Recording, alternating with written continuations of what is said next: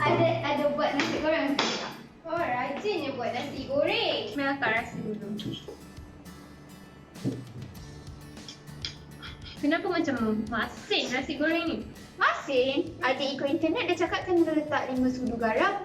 5 sudu garam? Patutlah masin. Lain kali jangan letak 5 sudu garam sebab tak elok. Nanti orang boleh ada darah tinggi. Tak apa. Akak minum air ni juga adik buat. Si baik ada air. Manisnya air ni. Manis? Gula dalam air ni lagi sikit dari garam dalam nasi tu tau. Lagi sikit? Berapa sudu awak letak? 3 sudu je. 3 sudu? Tapi manis sangat ni. Sudu apa yang adik batin? Sudu ni.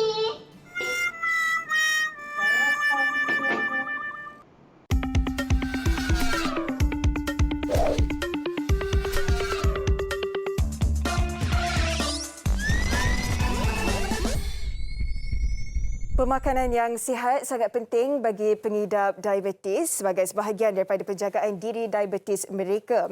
Pelan pengganti makanan MRP dapat diterapkan sebagai sebahagian daripada program penjagaan diabetes dan berat badan. Glucerna membantu pengawalan paras gula darah pengidap diabetes dengan lebih baik. Assalamualaikum, salam sejahtera, selamat petang pada jam 5.30 petang ini, 20 Jun 2021. Anda bersama saya, Hawa Rizwana Rizwan dalam program Hello Doktor. Harapnya anda semua dalam keadaan sihat sejahtera, harapnya insya-Allah. Dan pastinya setiap hari Ahad jam 5.30 petang Hello Doktor akan membawakan topik-topik ataupun isu-isu yang pastinya memberi anda lebih ilmu dan dapat mengubah corak hidup anda supaya dapat menjalani gaya hidup yang lebih sihat. Hari ini di Hello Doktor, kita bawakan satu topik yang pastinya ada kaitan dengan kehidupan seharian kita, dengan pemakanan kita, gula dan garam. Jika anda melihat lakonan sebentar tadi kan, airnya terlalu manis, makanannya terlalu masin. Pastinya kalau sebut gula dan garam ni akan ada dalam setiap makanan kita, hidangan kita sebagai penambah rasa. Bukan saja di Malaysia tetapi seluruh dunia. Tetapi jika diambil dengan berlebihan, pastinya akan memberi kemudaratan pada tubuh badan. Oleh itu pada hari ini kita nak tahulah kadar pengambilan gula dan garam yang bersesuaian untuk golongan dewasa maupun kanak-kanak dan apa antara cara-cara supaya tidak terlalu bergantung kepada gula dan garam dalam pemakanan seharian. Jika anda mempunyai apa-apa soalan yang ingin diajukan kepada tetamu-tetamu kita pada hari ini, anda boleh hubungi kami di talian Hello Doktor 0377261603 dan jangan lupa untuk ikuti kami di Facebook Hello Doktor TV3. Baiklah, kita terus saja bersama tetamu kita dalam talian iaitu Puan Nur Hayati Azmin, Ketua Perkhidmatan Pemakanan Hospital Pakar Ampang Puteri. Assalamualaikum Puan, apa khabar? Waalaikumsalam Hawa. Apa Hawa sihat? Sihat Alhamdulillah. Terima kasih kerana bersama kita. Sebelum ni kita dah berjumpa secara bersebuka. Hari ini kita berjumpa dalam talian pula ya Puan? Itulah, ya betul Hawa. Selalunya kita jumpa secara fizikal tapi kali ini kita jumpa secara virtual. Norma baru. Baiklah Puan Hayati. Hari ini kita nak sembang-sembang pasal gula dan garam lah. Tapi sebelum tu, apa yang penonton kita perlu tahu tentang fungsi gula dulu dalam tubuh badan manusia? Okey, baik. Gula ni sebenarnya kita kategorikan sebagai karbohidrat ringkas dan ia berfungsi untuk membekalkan tenaga kepada kita lah. Okay? Dan gula ni dia bukan hanya kita dapat daripada gula yang selalu kita tambah dalam air tu. Actually sebenarnya dalam makanan harian kita yang lain seperti nasi pun ada gula juga. Cuma dia dikategorikan sebagai karbohidrat yang kompleks. Maksud dia kompleks tu bermaksud bila dia memerlukan proses pencernaan untuk dipecahkan menjadi gula dan diserap dalam badan untuk digunakan sebagai tenaga lah untuk kehidupan seharian kita. Adakah itu yang dipanggil gula yang tersembunyi Puan Hayati, yang dalam karbohidrat seperti roti dan juga nasi tu Puan? Tidak. Itu tidak dikira sebagai gula tersembunyi. Gula tersembunyi ni sebab gula tersembunyi ni dia apabila nama itu bukan directly kita macam tahu ini gula, tak. Tak macam tu. Tapi sebagai pemanis lah. Sebagai pemanis, betul. Okey, kita dah tahu tentang gula. Kalau garam pula Puan? Okey, garam ini sebenarnya adalah satu mineral dalam sebatian bukan organik lah, okey, yang mengandungi mineral yang diperlukan oleh tubuh badan manusia dalam jumlah yang sangat kecil, okey, dan diperlukan untuk keseimbangan badan kita lah, okey. Contohnya macam garam ni diperlukan untuk keseimbangan cecair dalam badan, fungsi otot dan saraf dan juga kita kata mengekalkan tekanan darah pada tahap yang optimum lah, okey, yang normal. Dan ada satu mineral yang terkandung dalam garam ni kita Ya. panggil dia sodium. Kita panggil dia sodium ya. Okey. Dan pengambilan sodium ni yang selalunya rakyat Malaysia ni terlebih dan ini yang akan meningkatkan risiko kepada tekanan darah tinggi dan juga penyakit kardiovaskular dan seterusnya apabila untuk yang long term effect ni dia akan memberi kesan kepada buah pinggang jugalah. Baik. Okey, tadi Puan Hayati ada cakap kalau masyarakat Malaysia ni terlebih pengambilan sodiumnya. Dari segi apa tu, Puan Hayati? Okey, kalau ikutkan saranan, pengambilan garam ni adalah sebanyak 1 sudu teh sehari. Okey. Bersamaan dengan 2000 miligram sodium. Okey, tapi ada kajian yang menunjukkan rakyat Malaysia ni dia ambil garam ataupun sodium ini lebih kurang dalam 7.15 gram sehari, maknanya dah terlebih 1,5 sudu teh. Okey. Lebih pula jadinya ya.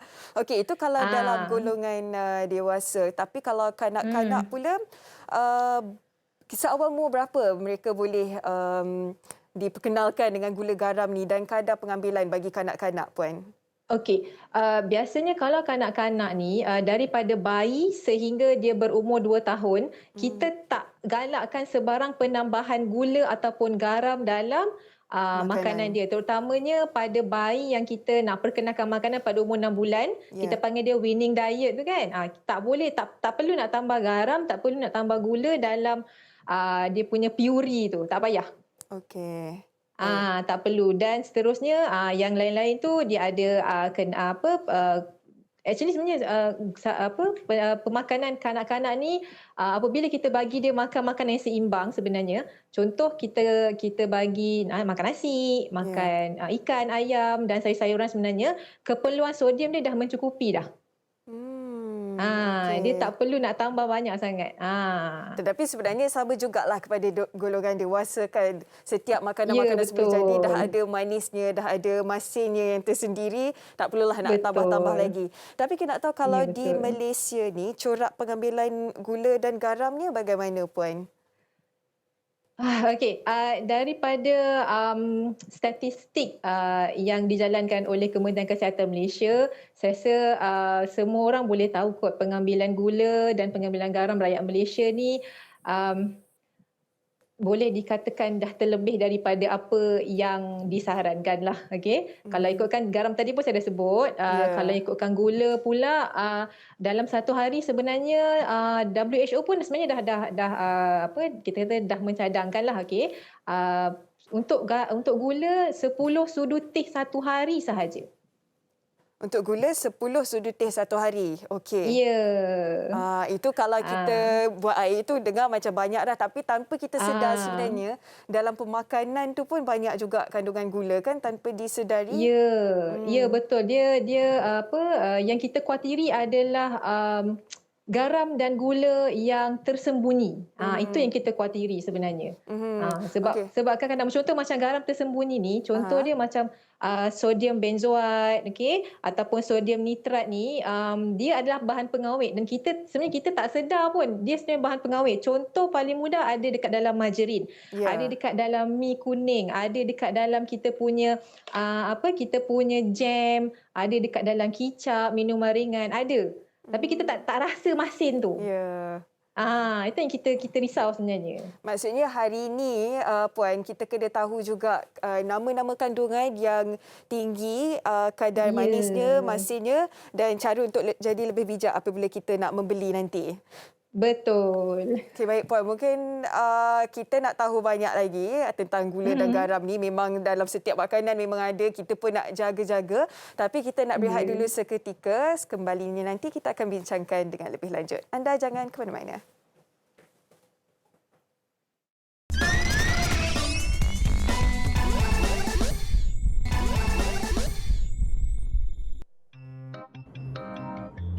Halo doktor, saya Syafiq Ibrahim.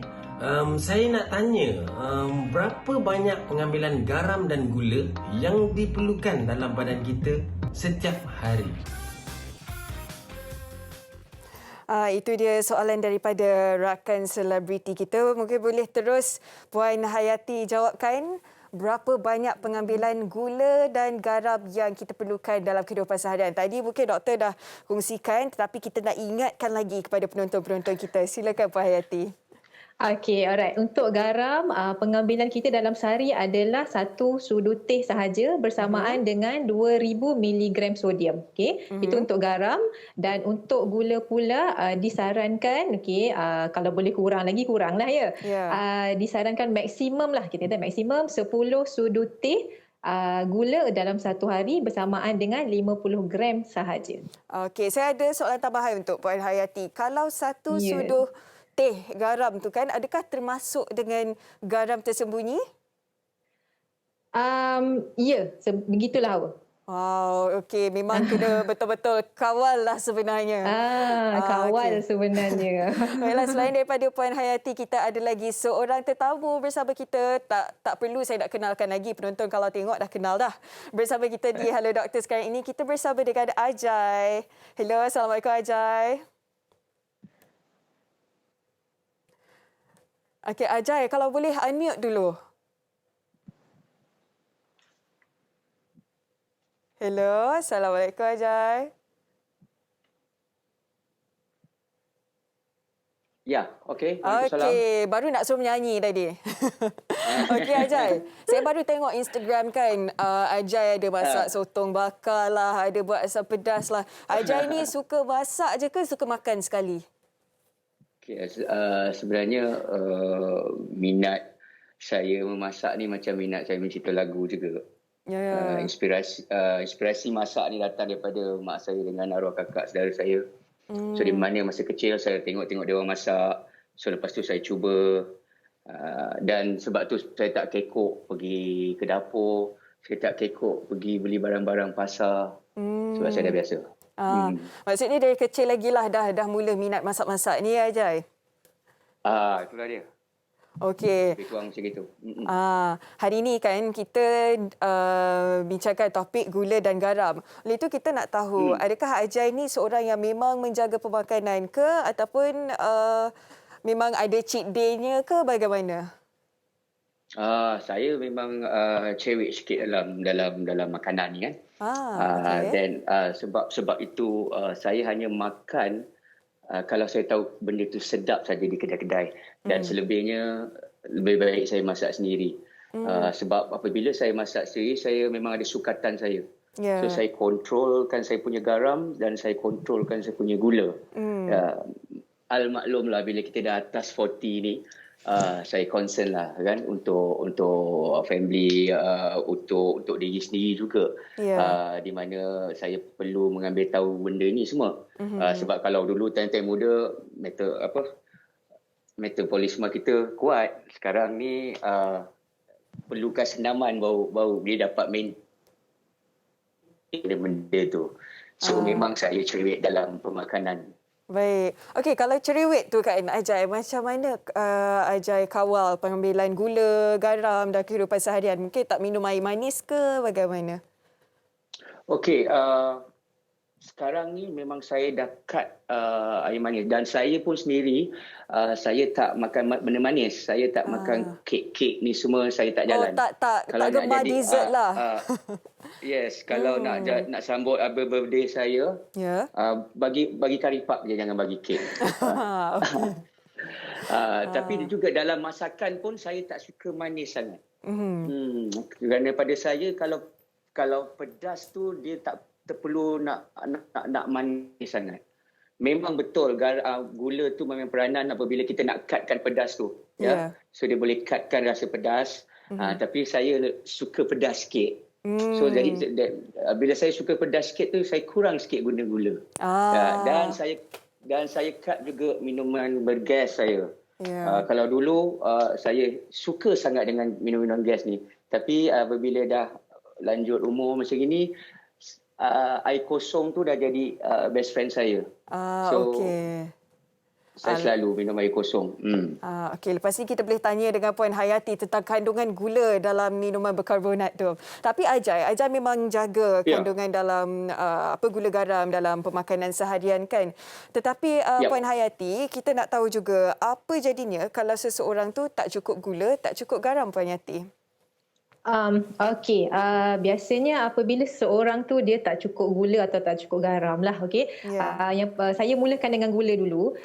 Kebiasaannya apabila kita punya bekalan gula tak cukup dalam badan kita sendiri dia akan memecahkan simpanan gula yang kita orang kata bila kita makan gula berlebihan, okey, badan kita ni akan tukar gula tu kepada lemak. Okey. So bila gula tak cukup, dia pecahkan dulu yang simpanan lemak ni untuk jadi gula. Then untuk kita teruskan kita punya proses badan kita lah, okey. And then lepas gula tak cukup, okey. Then dia adalah proses kita kata pemecahan seterusnya, dan kalau misalnya kata tak cukup juga gula tu, dia akan sampai satu tahap kita panggil dia hypoglycemia. Maknanya gula rendah dalam darah, yang mana biasanya dia punya simptom dia kita akan pening, okey. Lepas tu kita rasa macam nak pitam. Itu antara simptom berpeluh-peluh. Itu antara simptom lah. So masa kita hypoglycemia ni, sebenarnya kita kena cari sumber gula yang bila kita makan dia membekalkan tenaga dengan kadar yang segera. Biasanya macam biskut ke ataupun biskut letak jam, makanlah cepat-cepat. Macam tu. Itu untuk orang yang normal, okey. Kalau untuk orang yang diabetik, dia pun akan mengalami benda ni juga, dan satu lagi dia kena berjaga-jaga apabila dia ambil makanan berkarbohidrat ini. Maknanya dia perlukan bekalan gula dengan cepat tu kan. Okey, dia kena ambil, contohlah dia ambil biskut sekeping, okey, lepas tu dia kena check dulu gula dia. Berapa banyak gula dia naik. Baik. Untuk diabetic patient dia lain sikit. Dia kena berhati-hati dengan sebab kandungan gula dalam darah dia tu dia kena monitor. Apabila dia hypo memang dia dah jatuh dah, bawah daripada 4 biasanya. Kalau dia check pun bawah daripada 4. Okey. Dan untuk mengekalkan untuk memastikan dia dalam keadaan yang okey, yang sihat, okey, dia kena ambil gula makanan yang membekalkan gula dalam keadaan yang segera, dan kemudian dia kena check. Kena buat needle prick tu lah, check gula dia. Lepas tu 15 minit dia kena check lagi. Kalau contoh dah makan satu sekeping biskut, dia check gula, okey. Kalau gula dia masih tak naik, makan sekeping lagi, dia check lagi lepas 15 minit. Macam tu lah dia ada dia punya flow dia, okey. Untuk garam pula, apabila kita tak cukup dengan garam ni, of course dia akan mengganggu elektrolit dalam badan kita lah, okey. Keseimbangan cecair tu akan kita kata akan ada gangguan sedikit lah, okey. Biasanya kita akan rasa macam pening, then kadang-kadang ada yang sampai kita kata macam kaki krem. Ada juga yang berlaku macam tu. Maksudnya Puan Hayati, bila orang cakap bila kaki krem tu tak cukup garam tu memang dia ada kaitannya lah. Dia tengok pada keadaan. Dia tengok pada keadaan persekitaran lah. Contoh, misalnya kata kalau seorang atlet lepas berlari dia krem kejang tu, biasanya elektrolit dalam badan tak seimbang lah. Tapi kalau macam kita ni, biasanya ketidakseimbangan cecair, kita akan rasa pening lah biasanya.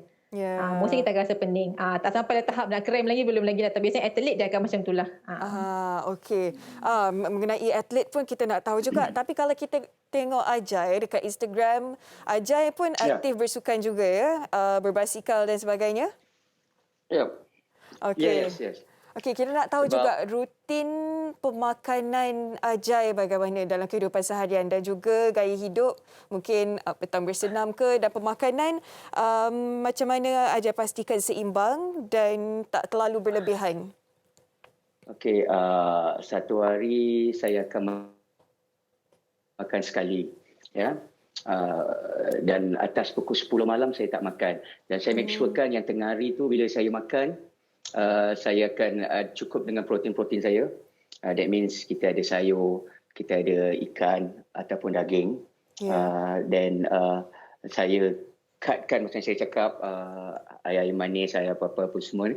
Dan yang paling penting saya exercise sebab kerja macam saya ni banyak duduk di aircon. Ya.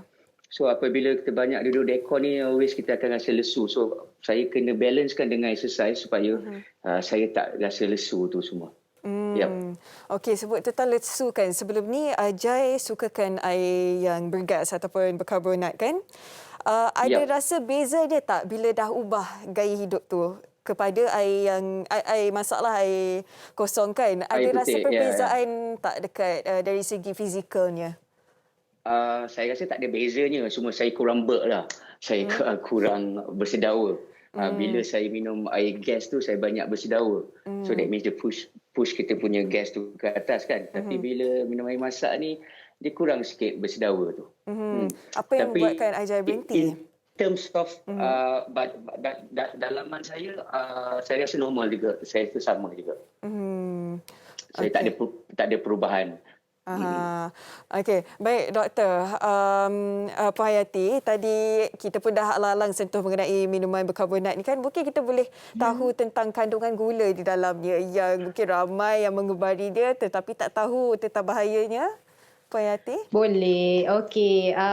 Saya cakap secara general lah ya. Okey. Minuman berkarbonat ni dia paling orang kata minima bukan setakat minuman berkarbonat lah, minuman yang kita kata macam orang kata apa, minuman probiotik yang ada dekat pasaran sekarang kan. Okey.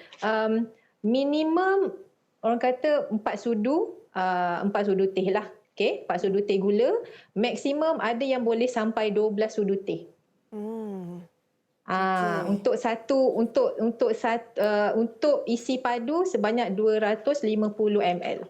Dalam secara amnya lah dalam satu secara botol amnya. tu biasanya. Okey, memang cukup tinggi. Okey, tapi kalau terlalu berlebihan pula kan, apa tanda-tanda yang kita boleh tahu? Kita mulakan dengan gula dulu. Apa tanda-tanda awal yang kita boleh tahu seseorang itu ambil terlalu banyak gula, Puan Yati? Okey. Biasanya kalau terlebih gula ni, kalau kanak-kanak kita akan nampak dia punya energi tu, ya Allah, hai. Dia akan sentiasa bergerak. Sugar rush, kita kata sugar rush kan. Sugar rush. Biasanya orang kalau untuk orang dewasa ni sugar rush tu ada, tapi mungkin kita tak nampak sangat lah macam kanak-kanak, sebab kanak-kanak ni dia aktif, dia boleh berlari sana, melompat sana, manjat sini kan. Bila dia sugar rush tu, macam kita tengah kerja dengan apa semua, tapi dia bukan nampak secara minum air manis terus nampak, dia tak nampak kesan dalam jangka masa yang pendek lah. Tapi dia akan nampak kesan tu dalam jangka masa yang panjang, yang mana berat badan naik. Okey, memang kalau obesiti tu pun memang ada kaitannya dengan pengambilan gula yang berlebihan lah. Okay. Betul. Okey, kita akan pergi kepada penyakit-penyakit yang disebabkan oleh pengambilan gula dan garam berlebihan. Okey, kita berbalik kepada Ajai pula. Kita dah tahu sedikit sebanyak tentang pemakanan Ajai, tentang gaya hidup beliau. Jadi sekarang ni kita nak tahu apa perkembangan terkini Ajai dari segi kerjaya. Perkembangan terkini semua kita kena dengar habis PKP ni. Dan baru semua aktiviti akan berjalan lancar. Kan? So sambil-sambil tu juga saya juga dalam proses seperti biasa producing kerja-kerja yang selalu saya buat lah, saya lakukan. Okey, baik. Terima kasih banyak-banyak Ajai atas perkongsian bersama kita pada hari ini. Yeah, thank you so much. Okey, mungkin pesanan kepada penonton-penonton Halo Doktor daripada Ajai. Okey, macam kita tahu kan, apabila kita berlebihan, sesuatu tu antara gula atau garam apa-apa sajalah dia akan mudaratkan kita. Ya. So sekarang ni kita zaman online dengan Google, right?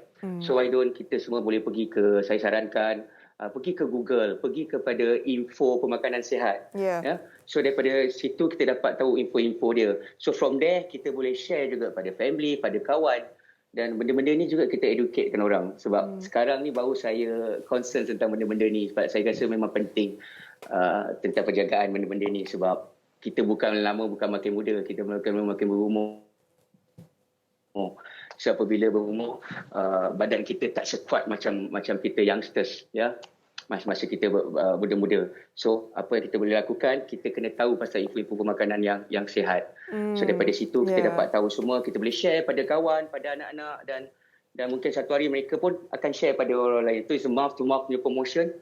Dia akan tahu, lebih ramai yang akan tahu. Ya, pada zaman sekarang ni makanan pun ada macam-macam, minuman pun macam-macam, tapi kena kawal semuanya dekat hujung jari je. Kita boleh sama-sama belajar, ya.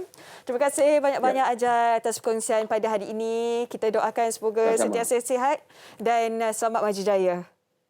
Terima kasih. Baiklah, kepada anda penonton Hello Doktor, jangan ke mana-mana. Kembali lagi selepas ini kita bincangkan mengenai gula dan garam.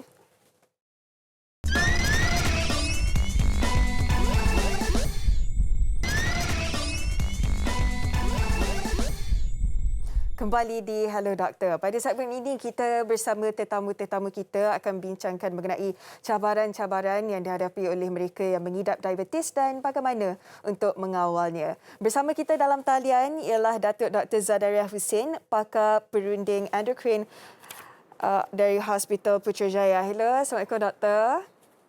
Waalaikumsalam. Okey, terima kasih kerana bersama kita pada hari ini. Ya, terima kasih. Baik Doktor, kalau kita lihat dalam laporan prestasi penjagaan diabetes Malaysia 2016, data menunjukkan sekitar 76.2% rakyat Malaysia yang mengidap diabetes mempunyai kawalan glukosa yang lemah dengan paras HbA1c besar atau sama paras dengan 6.5%. Jadi boleh tak kalau Datuk kongsikan apa antara faktor-faktor yang menyumbang kepada keadaan ini serta cabaran-cabaran yang dihadapi? Ya, setakat ni kami ada agak-agak dalam 4 juta rakyat Malaysia yang ada diabetes. Tapi di kalangan 4 juta tu hanya 2 juta yang dikesan dan didiagnose. Dalam kajian yang tahu tadi dan juga kajian lebih kini iaitu statistik mungkin dalam lingkungan 2019 katakan, memang kawalan gula atau kawalan diabetes di kalangan pesakit diabetes di klinik-klinik kesihatan di Kementerian Kesihatan ialah agak-agak begitulah, dalam lingkungan 30% yang terbawa dengan kadar HbA1c yang diberitahu tadilah.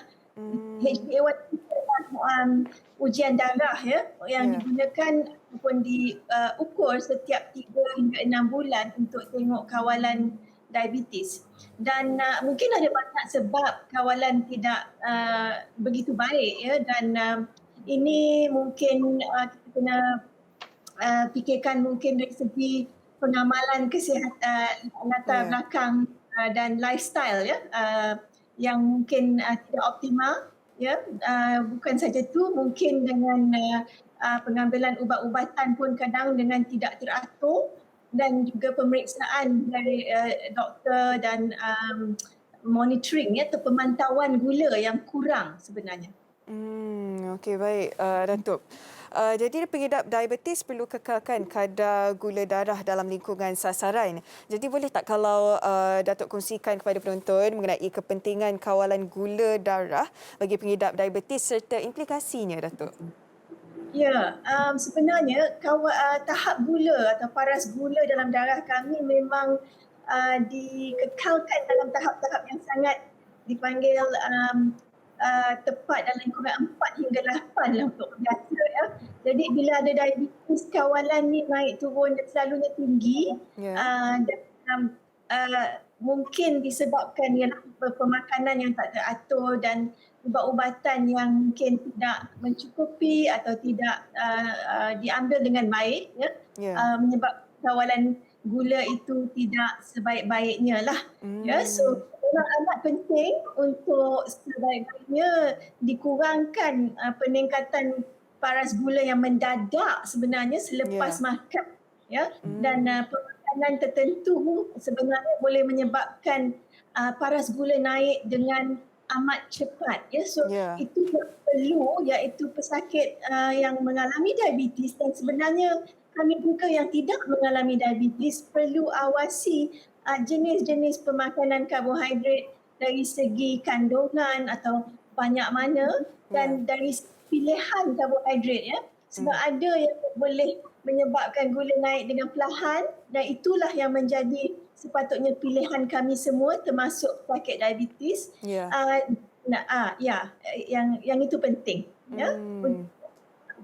Datuk, pastinya ramai juga yang tertanya-tanya, adakah mereka yang mengidap diabetes ni perlu mengubah gaya hidup mereka daripada yang setelah sebelum didiagnos? Adakah gaya hidupnya perlu ditukar, Datuk? Itu memang perlulah, ya. Tapi itulah cabaran yang paling utama yang kami hadapi. Yang mana pesakit ini mungkin dia tak reti atau dia tidak mahu menukar gaya hidupnya kepada ke arah yang lebih sihat. Jadi sebenarnya yang penting dari segi husamnya, ya, adalah kami rakyat Malaysia ni patut kenal daripada muda gaya hidup yang sihat, ya, dan ini boleh mengelakkan diabetes. Tapi bila sudah mendapat diabetes, amat penting untuk menjadi seorang yang ada peraturan lah, mengaturkan, ya, setiap hari dari segi macam mana nak aturkan pemakanan, macam mana nak aturkan pemantauan gula, aturkan physical activity, ya. So ini sangat penting. Yang saya rasa kadang-kadang sedih tu dan ialah pesakit mungkin hanya tukar gaya hidup apabila sesuatu yang sangat berat terjadi. Seperti komplikasi macam katakan serangan jantung, ya, pesakit diabetes, ataupun bila mengalami luka di kaki yang teruk sampai perlu amputasi, atau angin ahma, baru dia sedar yang mungkin kena tukar. So kita tak tahu komplikasi berlaku. Ini sangat penting. Ya, pastinya sebab itulah memang perlu dikawal dengan baik. Yang paling penting perlu berdisiplin. Terima kasih banyak-banyak Datuk Dr. Zanaria Hussein atas perkongsian dan penerangan juga tips-tips yang begitu jelas untuk kita semua. Baiklah, seterusnya bersama kita dalam talian ialah Dr. Nina Mazira Muhammad Said, iaitu Pengarah Perubatan Unit Nutrisi Abbott Malaysia. Hello, Assalamualaikum Dr. Nina, apa khabar? Waalaikumsalam, khabar baik. Alhamdulillah, terima kasih kerana bersama kita. Baik, doktor, kalau kita lihat ramai pengidap diabetes ada cabaran untuk mengawal paras glukosa sebab pengurusan diabetes terlalu memang menuntut masa, menuntut disiplin dan juga tenaga mereka. Jadi apa kaedah yang paling baik untuk membantu mereka mengurus keadaan ataupun cabaran mereka ni? Ya, bagi pesakit diabetes selalunya jika adanya inovasi terbaru dalam nutrisi ni ia boleh membantu, tetapi mereka perlu lakukannya bersama dengan mengamalkan pengambilan diet yang seimbang. Mereka perlu melakukan senaman secara rutin dan jika perlu pengambilan ubatan seperti yang disarankan oleh doktor yang merawat mereka. Jadi jika mereka dapat mengawal paras gula mereka dengan lebih baik, ini boleh mengurangkan tekanan mereka dalam menguruskan penyakit ini. Jadi dengan adanya formulasi atau produk nutrisi khusus untuk diabetes ini, ia boleh menjadikan sebagai satu sumber makanan yang berkhasiat, satu hidangan yang mudah, yang ringkas dan mudah disediakan, dan ia boleh menjadi satu pilihan, memberikan pilihan kepada pengidap diabetes untuk menggantikan hidangan mereka ataupun menjadikannya sebagai snack yang sihat. Jadi sebenarnya dia berbeza daripada minuman nutrisi yang biasa kerana ia diformulasikan secara saintifik. Jadi komposisi nutrien yang terdapat di dalam formulasi ini adalah tertentu mengikut kadar pengambilan makanan seperti yang disyorkan. Jadi kombinasi ini membantu dalam mengawal paras gula dengan lebih baik ya. Jadi selain pada kita dengar daripada Datuk Zanariah tadi juga, ia mengandung karbohidrat jenis yang rendah glycemic. Maksudnya ia boleh dihadamkan secara perlahan. Jadi ia tidak menyebabkan peningkatan atau lonjakan paras gula secara mendadak terutama selepas makan. Okey, baiklah. Terima kasih banyak-banyak Dr. Nina Mazira juga Dr. Zanariah sebentar tadi atas perkongsian bersama kita di Hello Doktor pada petang ini. Terima kasih sekali lagi Dr. Nina. Sama-sama. Baiklah. Sebelum kita berehat seketika, ayuh kita dengarkan apa perkongsian rakan-rakan kita mengenai topik kita pada hari ini, gula dan garam. Biasanya kalau dalam masakan memang saya akan letak juga sedikit garam dan juga gula sebab saya nak bagi rasa kepada masakan saya. So apa yang saya buat, saya akan jaga cara minum saya iaitu saya amalkan pengambilan air putih. Okey, saya tinggalkan air manis, saya tinggalkan gas ataupun air yang tinggi kandungan gula. So saya amalkan air putih, saya buat air lemon tanpa gula atau air teh tanpa gula. Okey, untuk kawal pengambilan gula, yang pertama, saya kurangkan minuman yang manis. Contoh, minuman bergas, minuman kotak. Yang kedua, saya kurangkan kuantiti nasi yang diambil seperti 1 sendok nasi dalam setiap hidangan sahaja. Yang ketiga, kurangkan pengambilan kuih manis atau makan makanan yang manis seperti coklat, kek dan sebagainya.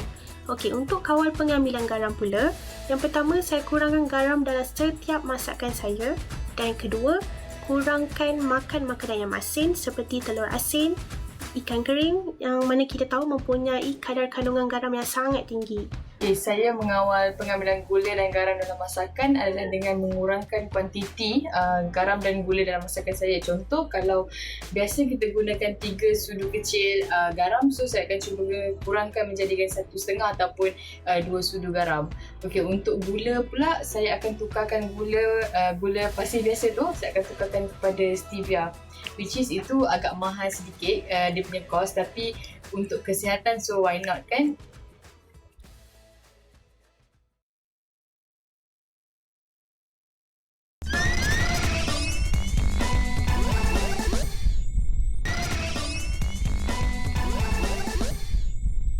Pemakanan yang sihat sangat penting bagi pengidap diabetes sebagai sebahagian daripada penjagaan diri diabetes mereka. Pelan pengganti makanan MRP dapat diterapkan sebagai sebahagian daripada program penjagaan diabetes dan berat badan. Glucerna membantu pengawalan paras gula darah pengidap diabetes dengan lebih baik. Baiklah, masih bersama kita di Hello Doktor ialah Puan Nurhayati iaitu Ketua Perkhidmatan Pemakanan bagi bincangkan mengenai gula dan garam. Baik, tadi Puan Hayati ada kongsikan mengenai kandungan apabila kita nak beli makanan kan kita biasanya melihat label, tetapi secara ringkasnya Puan Hayati, adakah benar bahan yang first sekali, yang pertama sekali ditulis tu, adakah itu bahan yang paling banyak terkandung dalam makanan tersebut? Ya, betul Hawa. Kalau kita beli bahan makanan ataupun kita kata produk yang kita nak gunakan untuk masak di rumah, ataupun kita kata processed food lah, kita kata makanan terproses ni, kita cuba baca dekat bahagian bahan-bahan yang terkandung dalam processed food tersebut ataupun makanan yang telah diproses tu. Perkataan pertama selepas noktah bertindih tu, adalah bahan yang paling banyak sekali digunakan dalam produk tersebut. Dan seterusnya bila dia sampai ke penghujung tu, maknanya produk yang digunakan paling sedikit lah. Yang pertama tu yang paling banyak, yang perkataan kedua, yang kedua terbanyak, yang ketiga terbanyak, keempat dan seterusnya lah. Sebab biasanya kalau saya tengok kandungan kalori saja tetapi tak tengok bahan-bahan pemanis ataupun masin. Kita sekejap lagi kita nak tahulah nama-nama lain bagi bahan-bahan pemanis ataupun yang masin tu. Tetapi sebelum tu Puan Hayati, kita tengok dulu soalan yang diajukan di laman media sosial. Jom kita tengok. Baik, boleh. Baiklah, Assalamualaikum. Saya nak tanya, adakah betul tindakan kami jika gula pasir ditukarkan kepada gula merah dan garam laut ditukarkan kepada garam bukit? Baiklah Pak Hayati, kalau kita tengok gula garam ni ada pelbagai jenis dia. Jadi berdasarkan soalan itu, boleh Pak Hayati terus jawab. Okey. Alright, dia macam tak, dia ada satu orang kata ada mitos lah, okey. Perbandingan gula putih dengan gula perang. Selalu orang macam kan. Okey. Orang kata gula perang tu lagi elok daripada gula putih. Okey, sebenarnya pengambilan apa-apa jenis gula perang ke gula putih ke adalah mengikut yang disarankan, iaitu 10 sudu teh sahaja. Tak ada kata kalau gula putih 10 sudu teh, kalau gula perang 15 sudu teh, tak ada. 10 sudu teh sahaja. Okey. Kalau untuk garam pula, apa-apa jenis garam, garam bukit ke, Garam laut apa lagi, garam crystallized, iodinized salt ke, apa-apa jenis garam, garam buluh ke, pengambilan dia masih sama, 1 sudu teh bersamaan dengan 2000 mg sodium. Itu sahaja. Okay, Dia tak ada berbeza garam jenis, kandungannya, tak ada beza. kadar pengambilannya sama. Okey, baik. Sama.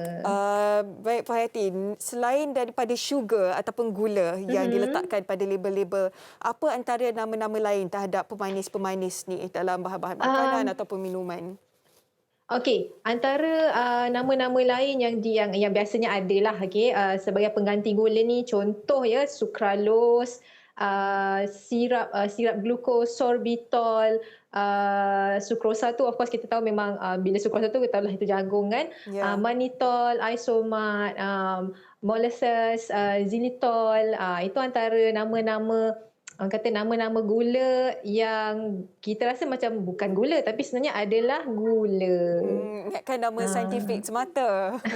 Dia nama saintifik tapi sebenarnya dia adalah gula. Pemanis lah, kita kata pemanis. Tetapi ada kalanya ada setengah daripada mereka lah lepas makan je mesti perlu ada dessert ataupun pencuci mulut kan. Betul. Ataupun kalau minum pun perlu ada rasa manis ni sedikit. Ada ke mungkin bahan-bahan lain yang boleh kita gantikan dengan gula, Pak Hayati? Okey, kita of course seperti yang Ajar cakap tadi, air masak tu yang terbaik lah kan. Okay? Tapi kalau kita rasa kita nak letakkan sesuatu manisan ke dalam air kita, mungkin yang kita boleh letakkan adalah kismis, ataupun kita kata kita letak kurma, kita rendam sekejap. Okay? Kita rendam sekejap dulu baru kita minum. Ataupun ada setengah orang dia letakkan buah-buahan, dia potong buah-buahan dalam bentuk dadu yang kecil, dia letak dalam air. Dan dia minum. Dia kata nak rasa manis tu, manis buah tu adalah, tapi seeloknya kita makan buah tu makan macam tu lah kan. Tapi ada setengah orang dia nak rasa air tu manis sikit, boleh, tak ada masalah. Ataupun cara lainnya, contoh kita buat jus buah sendiri tanpa tambahan gula. Itu pun boleh juga, tak ada masalah. Yang saya nak kongsikan dengan penonton, saya suka jus buah naga. Memang tak perlu letak gula, memang sedap. Baik, Pak Hayati, kita ada segmen mitos ataupun fakta. Jom kita tengok secara ringkas dia, kalau boleh Pak Hayati terus jawabkan. Okay, apa fakta mitos kita hari ini? Gula perang lebih baik daripada gula putih. Silakan. Mitos. Mitos, okey. Mitos. Minum air dengan banyak boleh meneutralkan pengambilan garam dan gula dalam badan. Mitos. Mitos, okey. Pengambilan gula punca gemuk dan penyakit. Okey, ini saya kata fakta, tapi bukan setakat gula sahajalah, ada perkara-perkara lain lagi lah yang menjadi punca kepada penyakit yang lain jugalah. Okey, ini salah satu faktor lah. Okey. Okey, pemanis semula jadi lebih baik seperti buah-buahan. Fakta. Okey, garam bukit lebih sihat daripada garam biasa. Mitos. Okey, ubat adalah satu-satunya cara untuk mengawal tekanan darah tinggi, Pak Hayati. Mitos. Dia perlukan kesinambungan perubatan dan kita kata perubahan gaya hidup. Ya, pasti dia semua bukan saja pemakanan semata-mata, gaya hidup pun menyumbang kepada faktor apa jua penyakit. Baiklah Pak Hayati, pesanan kepada penonton-penonton kita pada hari ini tentang pengambilan gula dan garam dalam kehidupan seharian mereka. Okey, untuk semua rakyat Malaysia, saya ingin memberitahu dan saya ingin menggalakkan kepada anda semua, kalau boleh kita amalkan pemakanan yang seimbang, pemakanan yang sihat, suku-suku separuh. Kalau boleh kita ajar anak-anak kita daripada kecil lagi, tak perlu nak tambah garam ataupun gula untuk anak-anak kita yang berumur kurang daripada 2 tahun.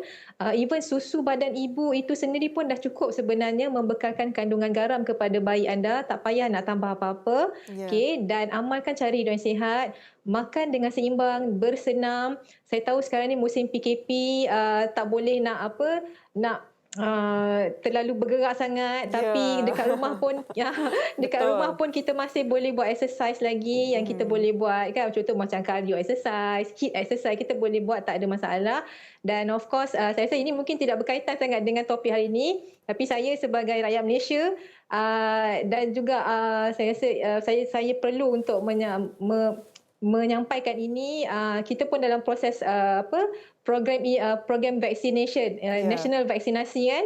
So kalau boleh daftarkan diri, dapatkan vaksin untuk kesihatan semua, lindung diri, lindung semua, jaga diri masing-masing, amalkan pemakanan yang seimbang dan sihat sepanjang musim PKP ini. Ya, itu pastinya. saja. Sebab kita pun nak cepat-cepat beralih ke fasa kedua kan. Untuk beralih ke fasa kedua, paling banyak kes pun kena 4,000 kan. Tak boleh nak lebih. Ya, betul. Baik, Doktor Puan Hayati, sebenarnya banyak soalan kita di laman media sosial. Kalau kita lihat sekarang ni kan, sekarang ni musim durian sebenarnya kan. Kalau disebut durian tu buah, tetapi kandungan gula pun membahaya juga ke dalam durian tu? Okey, durian. Durian ni dia adalah kumpulan karbohidrat yang ringkas sebab dia di kategori buah. Okey. So kalau untuk nak makan buah ni, durian ni pula sekarang ni banyak sangat dia punya dia punya jenis. Ada yang durian kampung, D24 lah, udang Musang merah, King lah. Apa lagi? Udang merah. Okey. Saya kongsi dengan semua. Okey. Kalau durian kampung yang kita kata biji yang besar tu, okey, dia punya isi dia taklah banyak, nipis sikit kan. Okey, untuk sekali makan, satu sekali makan kita boleh ambil 3 ulas. Kalau durian kampung lah. Okey. 3 ulas durian kampung maknanya kalau nak makan tengah hari 3 ulas, nak makan malam 3 ulas lah. Macam tu. Tapi kalau durian yang isi tebal, yang biji kecil je, tebal tu kan, okey, nak makan untuk sekali makan 1 ulas cukup. Okey. Itu dia pesanan kepada hantu-hantu durian di luar sana. Sharing is caring lah. Dia kena makan dia kena makan ramai-ramai durian ni. Dia tak boleh makan seorang. Seorang sebiji habis. Betul. Tapi kan Puan Hayati, bila kita sebutkan buah, durian dah lah. Tapi kalau buah-buah lain sebenarnya pun ada manisnya juga. Ada dalam kalangan mereka yang melakukan detox juicing untuk seminggu kan. Makan buah-buahan, sayur-sayuran saja sepanjang 1 minggu itu. Adakah kandungan gula dalam buah-buahan, sayur-sayuran ni membahayakan kalau berlebihan? Okey, kalau kita kata kalau pengambilan buah-buahan yang berlebihan, sebenarnya dia pun memberi kesan yang agak bahaya jugalah kepada kita, terutamanya kepada pesakit diabetes.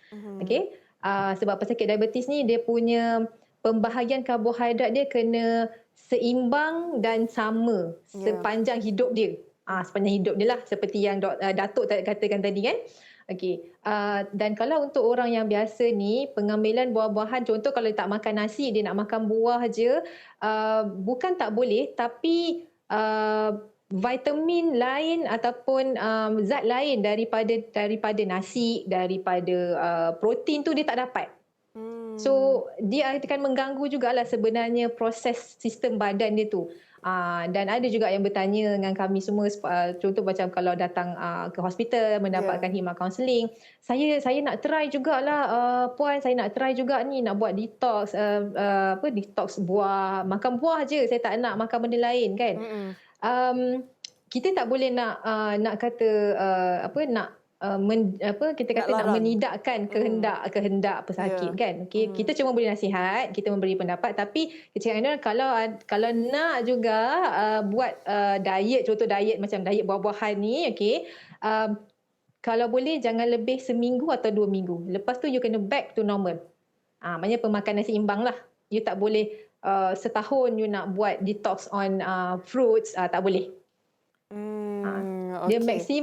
maksimum 2 minggu. Lepas tu dia kena back pada normal. Sebab you Baik. nak make sure sistem badan you berjalan lancar dan dengan seimbang lah. Aha, Dan supaya normal. tak terkejut dan berjalan dengan lancar. Yes. Baik, terima Betul. kasih banyak-banyak Puan Hayati kerana bersama Hello Doktor pada hari ini. Boleh. Macam-macam perkongsian, penjelasan yang dikongsikan oleh Puan Hayati.